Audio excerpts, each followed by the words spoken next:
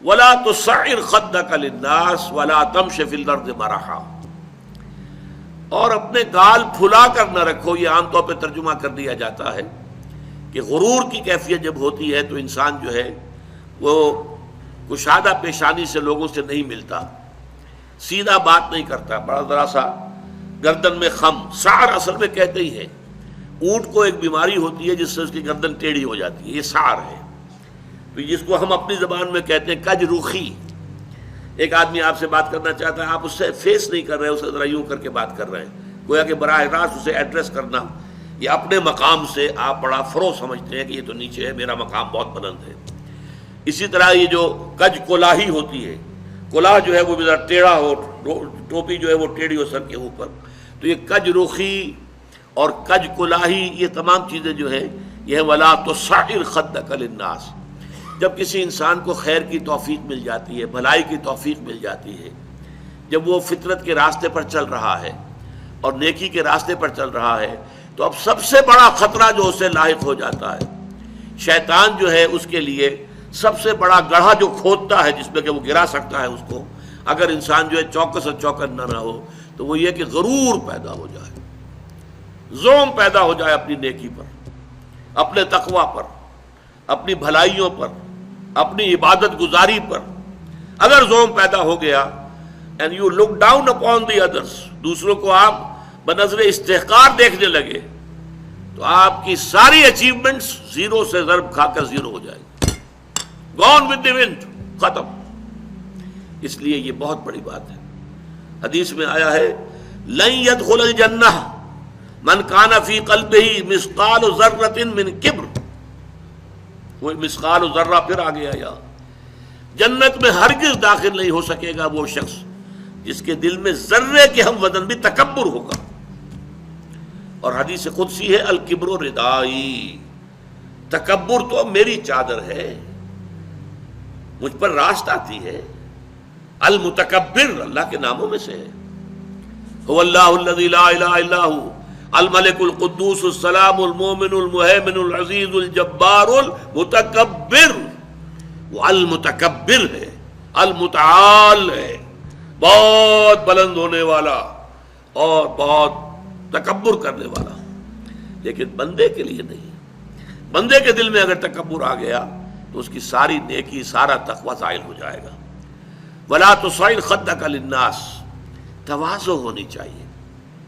شیخ Saadi نے بڑی خوبصورت اس کے لیے مثال دی ہے.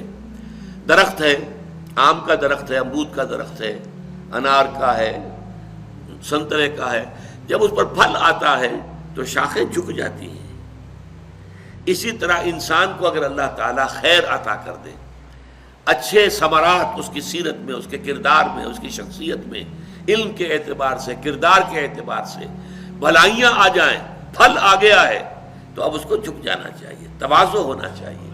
اس کے بجائے اگر تکبر ہو گیا، گردن اکڑ گئی، تو معلوم ہوا کہ بس سارا اپنا کیا دھرا جو ہے وہ ضائع ہو جائے گا. ولا تصعر خدک للناس ولا تمش فی الارض مرحا، اور زمین میں اتراتے ہوئے نہ چلو. اکڑ کر چلنا، اترا کر چلنا. مرح جو ہے وہ فرح سے آگے ہے. فرح کہتے ہیں خوشی سے آپے میں نہ سمانا. وہ تو خوشی سے آپے سے باہر ہو گیا، یا وہ نہیں سما رہا تھا، وہ کوئی اور لفظ میرے ذہن میں نہیں آ رہا اس وقت. تو یہ جو اس فرح سے آگے مرح ہے، اس میں یہ ہے کہ انسان اترا کر اپنی بڑائی، اپنی خوبی کا اظہار بھی کرتا ہے. ولا تمش فی الارض مرحا. اب آپ دیکھیں گے کہ یہ مضامین جو ہیں قرآن مجید میں ان کی اہمیت کا اندازہ اس سے ہوگا. سورہ بنی اسرائیل کے 4 رکوع میں بھی آئے ہیں، ولا تمش فی الارض مرحا، زمین میں اکڑ کر مت چلو، یہ وہاں بھی آیا ہے. اسی طریقے سے اور دوسرے مقامات پر سورہ الفرقان کے آخری رکوع میں بھی آیا ہے، وعباد الرحمن الذین یمشون علی الارض ہونا. اللہ کے نیک بندے تو وہ ہیں جو زمین پر چلتے ہیں تو آہستگی کے ساتھ چلتے ہیں.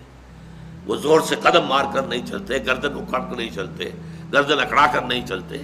اور گردن بھی اکڑی ہوئی ہو اور سر کے اوپر ایک جو ہے صافہ، اس کا ترا بھی جو ہے وہ بڑا اونچا کر لیا گیا، تو اس سے کیا ہوتا ہے؟ انک لن تخرق الارض ولن تبلغ الجبال طولا. تم کتنے ہی زور سے پاؤں مار کر چلو گے، ہماری زمین کو پھاڑ نہیں سکتے. اور کتنی ہی گردن اکڑا لو اور کتنا ہی ترا چڑھا لو، پہاڑوں کی بلندی تک تو نہیں پہنچ سکتے. تو یہ در حقیقت مضمون بہت اہم ہے، متعدد مقامات پر آیا ہے، اور سورۃ الفرقان کا جو آخری رکوع ہے وہ تو ہمارے منتخب نصاب میں ہے اور وہ تفصیل سے ہم پڑھیں گے. تو ولا تصعر خدک للناس ولا تمش فی الارض مرحا ان اللہ لا يحب كل مختال فخور. یقیناً اللہ تعالیٰ کو بالکل پسند نہیں ہے جو اکڑ کر چلنے والے ہیں اور شیخی خورے ہیں. مختال کا لفظ بڑا پیارا ہے، یہ خیل سے بنا ہے. خیل جو ہے اعلیٰ نسل کا گھوڑا، بہت اونچی جس کی پیڈگری ہو، اگر آپ اس کی چال دیکھیں گے اس کی چال میں ایک تمکنت ہوتی ہے. جب انسان اپنی چال میں یہی تمکنت اختیار کرتا ہے تو یہ اختیال ہے، گویا کہ خیل کا سا انداز اختیار کرنا اپنے چلنے میں. خیل سے باب افتعال بنا اختیال. تو اللہ تعالیٰ کو بالکل پسند نہیں ہے. کل مختال فخور، فخر کرنے والے.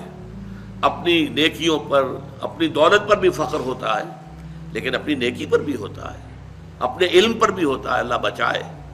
اپنی عبادت پر بھی ہوتا ہے، اللہ تعالیٰ اس سے اپنے حفظ و امان میں رکھے. ان اللہ لا يحب كل مختال فخور.